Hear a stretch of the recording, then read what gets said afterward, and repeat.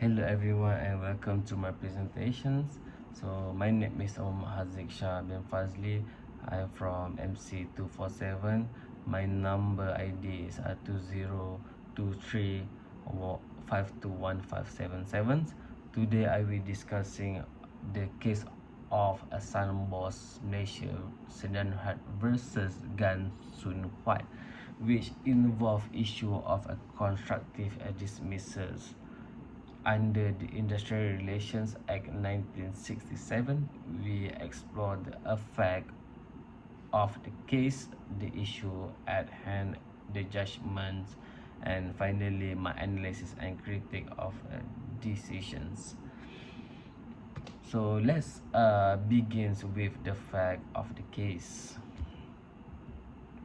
So the respondent Gan Sun Huat started working as a sales representative for the appellant Sunboss Malaysia surrendered in 1977. He received a monthly salary and commissions under a sales commission scheme.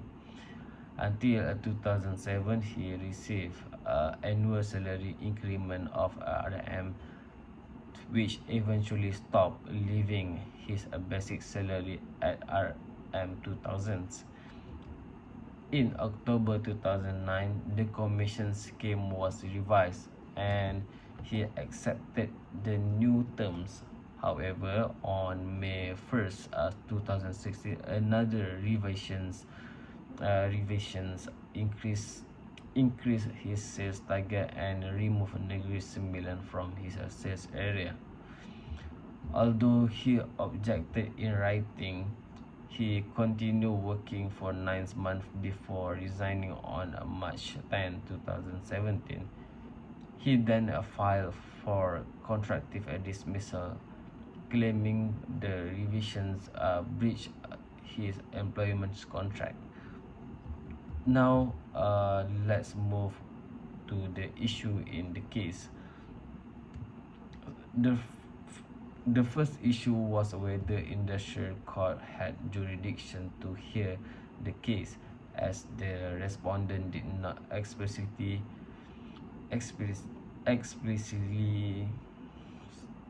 seek reinstatement in his claim.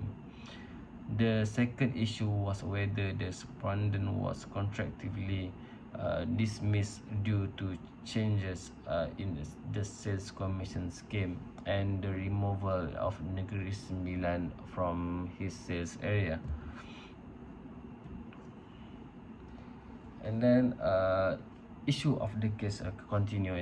The appellant argued that the industrial court lacked jurisdictions because the respondent did not seek reinstatement and that commission was an incentive, not a contractual right.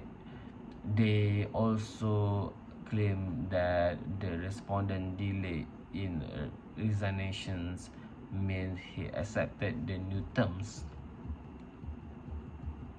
So the respondent countered that jurisdictions existed due to the minister referral. He also argued that he remained employed only to gather evidence of income loss, not to condone the changes.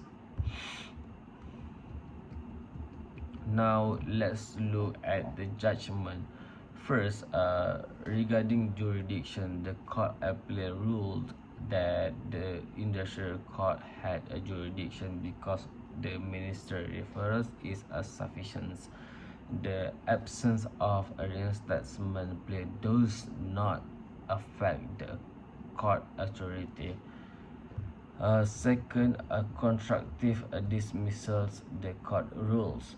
We have a four, which is the first one is the sales commission was an incentive and not fundamental term of the employment contract.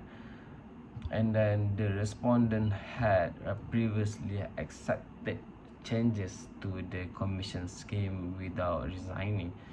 His 9-month delay in number third. His 9 delay in resigning was considered acceptance or waiver. of the breach. The lastly, and the fourth one is the removal of negeri sembilan was within the employer management prerogative as permitted by the contract terms. And then finally, let's dive into my analysis and critique of decisions. So jurisdictional implications or an employee right. The ruling affirms that ministerial reference determines the industrial court jurisdictions, not whether reinstatement is sought. These interpretations prevents procedural technicalities from denying justice. However, it raises the question whether clearer statutory guidance is needed to avoid future disputes of jurisdictions. And then constructive dismisses and contractual terms. The court distinguishes commission as an incentive rather than a core contractual right. This give employers discretion to alter incentive based on scheme. However, these distinctions can be subjective. Employers should clearly define fundamental terms in the contract to avoid ambiguity. Timing and delay in resignations. The emphasis of the respondent 9 month delay in resigning highlight the importance of prompt actions. While the legal principle is valid, practical concerns arise. Employees often hesitate due to job insecurity and may need time to gather evidence. Court should adopt a more flexible approach when evaluating what constitutes a reasonable time for resignations. Employee right to reorganize says prioritize. The removal of Negeri Sembilan was considered part of management prerogative. However, in this case, emphasize the need for transparent communication and consultations when implementing significant changes. Employment contract should clearly state if such changes are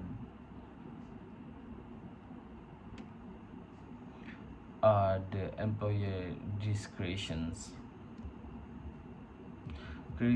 Critique of a commission's payments. The court treatment of a commission as an incentive could disadvantage sales-based employee who earns and depends on commission. This open the door to potential exploitations. Further, case should examine the real financial impact of commission changes on employee to determine whether a breach has occurred. Policy and considerations. This illustrates the tension between employer flexibility and employer protections. Legislative reform clarify. And what constitute a fundamental breach for contractive dismissals? Then a specific time frame for resignation to avoid right waiver, and then a greater safeguard for employees dependent on variable pay scheme. I think that's all from me, and thank you for watching this presentations. I hope this case analysis provide valuable insight into the evolving landscape of a contractual dismissals law.